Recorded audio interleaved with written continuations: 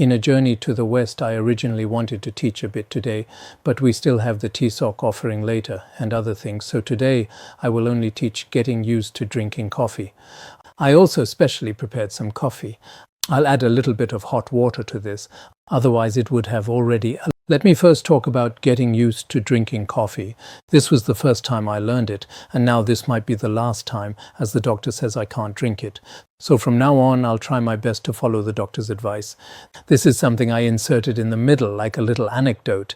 This doesn't have any fundamental meaning, but I also happened to remember it, so I wrote it down as it came to mind.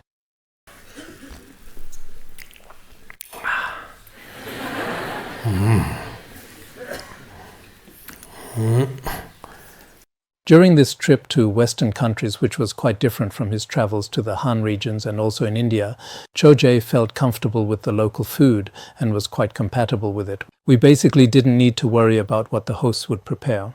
At that time, much of it was probably somewhat similar to Tibetan cuisine.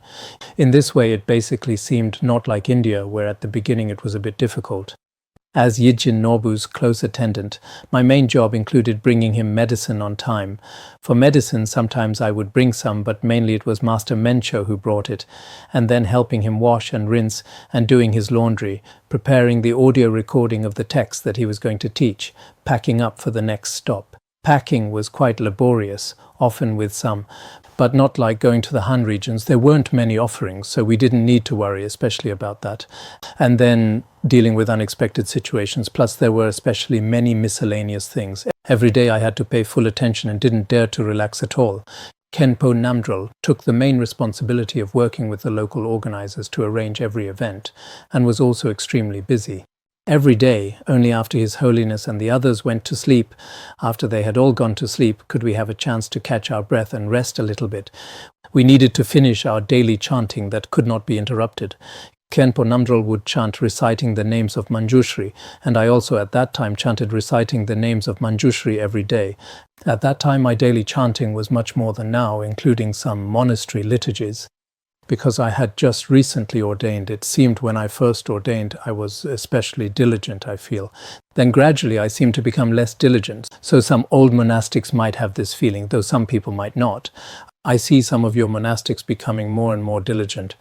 At that time, for chanting, not only did I need to chant this, I also chanted many other things. I still had a whole pile of them. Khenpo and I sometimes were together, not like nowadays with nice conditions in hotels. We were mostly at the centers, and sometimes the three of us would squeeze together. When we squeezed together, Khenpo would have already gone to sleep, but I still couldn't go to bed always like this. Ngodrup Dorje's daily chanting was relatively light, as he didn't have much. At that time, there was no playing with phones or anything, but he would read some other materials. We often dozed off when chanting, so tired that we could barely open our eyes. At such times, Khenpo Namdrol would often ask Ngodrup Dorje, that Bhutanese Lama from the other day. Actually, Ngodrup Dorje mainly worked with Khenpo Namdrol, translating for him, meaning he was his attendant. He didn't do things for me, and I didn't do things for him either, but our relationship was still very good. We also haven't seen each other for 30 years. Last year, through other means, I saw Khenpo Namdrol a few times. I haven't seen Ngodrup Dorje. Khenpo Namdrol would say, "I'm a bit tired," and would ask Ngodrup Dorje to make coffee for us. I had never had coffee before, and at first the taste was strange for me, still very confusing, kind of bitter and astringent. I didn't understand why we should drink this. But with the passage of time, because worldly pleasures, once you learn them, you immediately become addicted, immediately no problem. Gradually, I started to get used to it. Now I have been drinking coffee for basically 30 years. Now the doctor says that I can't drink it, so many of our Dharma friends might strongly oppose this. It's quite good.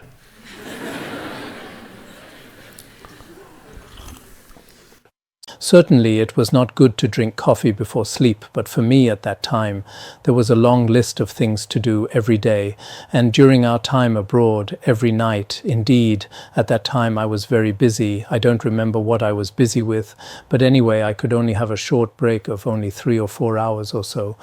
Drinking coffee really refreshed me and probably gave me a bit of physical strength. So for me, although it's not very good, this coffee was still quite interesting. So today is also kind of a commemoration of those experiences back then. After another 10 or 20 years, many impermanent things in this human world will happen in all kinds of ways. May everyone become better and better. As for today, finally this entire teaching has come to a perfect completion.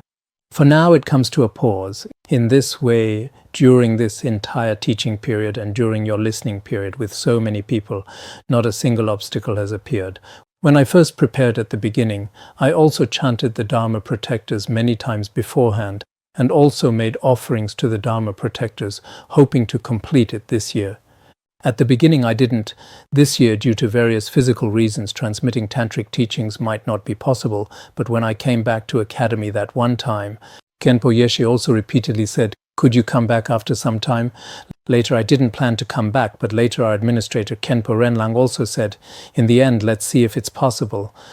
Later, I also felt that indeed, if I'm here just teaching through the speakers, the secret teachings part might not be able to remain confidential, which wouldn't be very good either. So I still bit the bullet and came up here, and after coming here, obstacles of all kinds did not appear.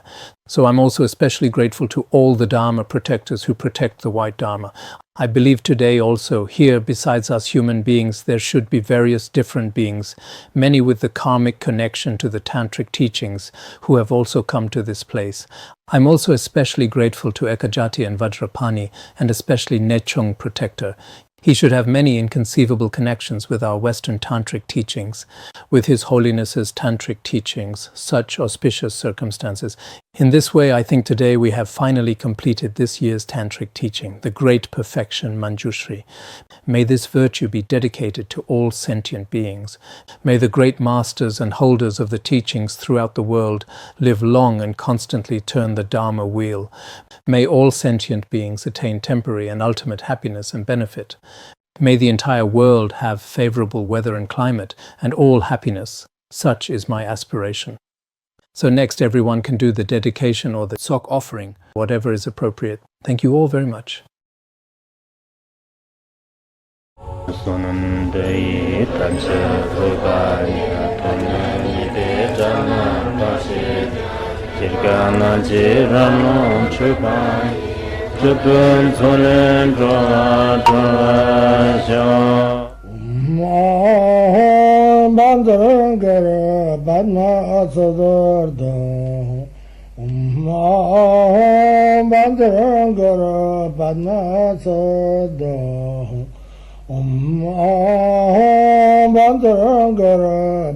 Bandara